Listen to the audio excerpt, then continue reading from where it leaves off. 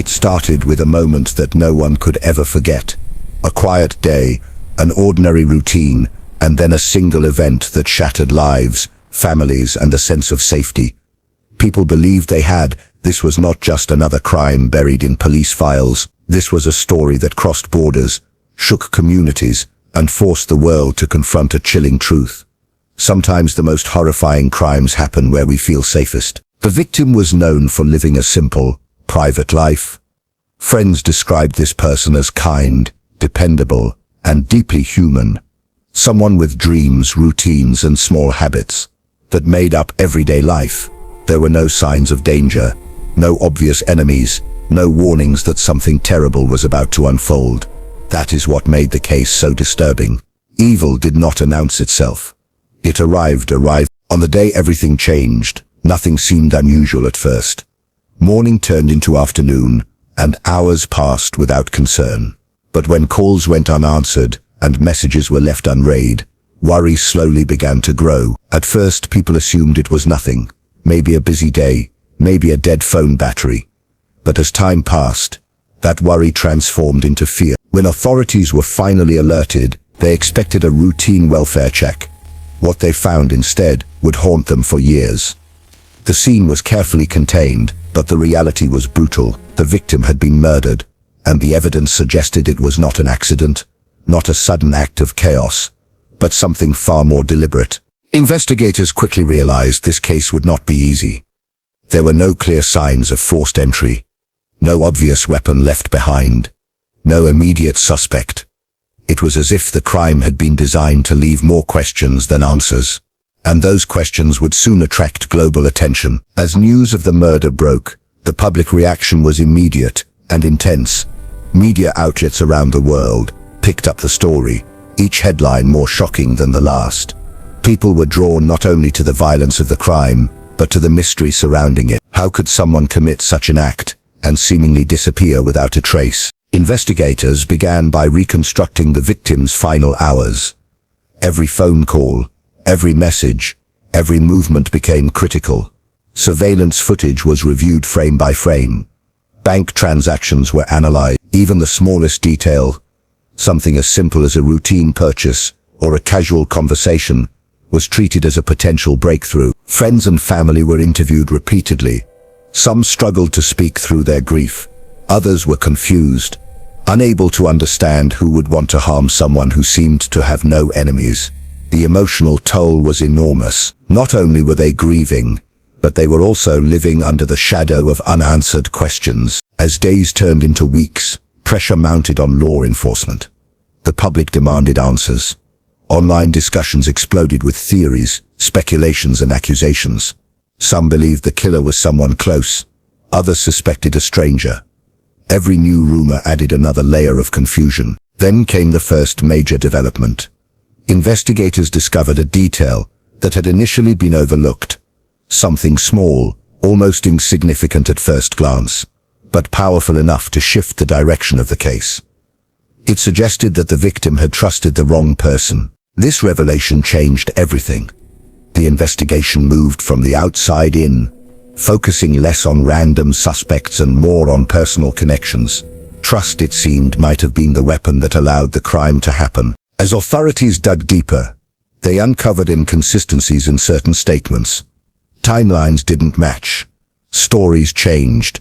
Small lies began to surface, and with each lie the picture grew darker. What once looked like a senseless act now appeared to be carefully planned. The world watched closely as the case unfolded. Every update was followed, analyzed, and debated. People saw themselves in the victim, in the routines, in the ordinary life that was so violently interrupted. Fear spread, not of one person but of the idea that anyone could become a victim. By the end of the first phase of the investigation, one thing was clear. This murder was not just about violence. It was about betrayal, secrecy, and a truth that someone was desperately trying to hide. And the closer investigators came to that truth, the more dangerous the case became. What they were about to uncover would shock not just a community, but the entire world. As the investigation moved forward, tension filled the air. Every step closer to the truth seemed to reveal something even more disturbing.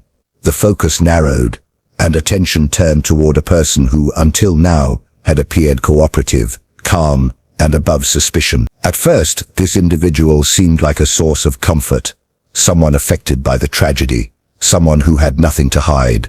But as investigators compared evidence, cracks began to form. Timelines didn't align. Alibis shifted slightly each time they were repeated. These weren't dramatic mistakes, but subtle ones, the kind that only stand out when examined closely. Authorities began applying pressure, asking the same questions in different ways, watching reactions, noting pauses, changes in tone and defensive behavior. Slowly, the mask started to slip. What once seemed like grief began to look like performance. Forensic evidence played a crucial role. Advances in technology allowed investigators to extract information that would have been impossible to access years earlier. Digital footprints, location data, and microscopic traces told a story that words could not. Piece by piece, a timeline was rebuilt, not the one that had been told, but the one that actually happened. The motive, once unclear, began to take shape. It wasn't random. It wasn't meaningless. It was rooted in emotions that had been allowed to grow unchecked. Control, obsession, fear of exposure, or the desire to silence someone forever. The crime was not committed in a moment of madness, but in a calculated decision that would destroy more than one life. When the arrest finally came, it sent shockwaves across the world.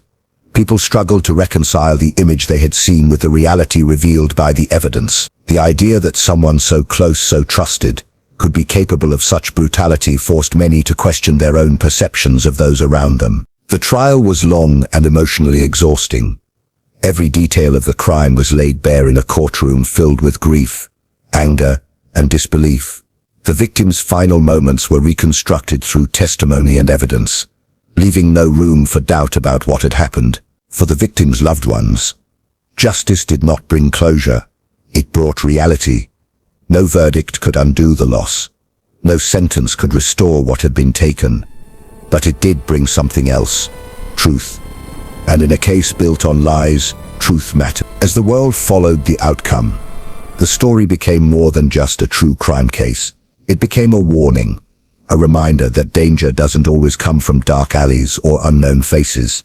Sometimes it comes from familiarity, from misplaced trust, from ignoring the small signs we don't want to see.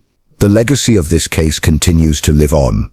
It changed laws, influenced investigations, and reshaped how similar crimes are approached. More importantly, it left a permanent mark on public consciousness, reminding people to be aware, to ask questions, and to protect themselves, not through fear but through understanding. This was a heartbreaking murder, but it was also a powerful lesson, a lesson about humanity, vulnerability, and the thin line between safety and tragedy.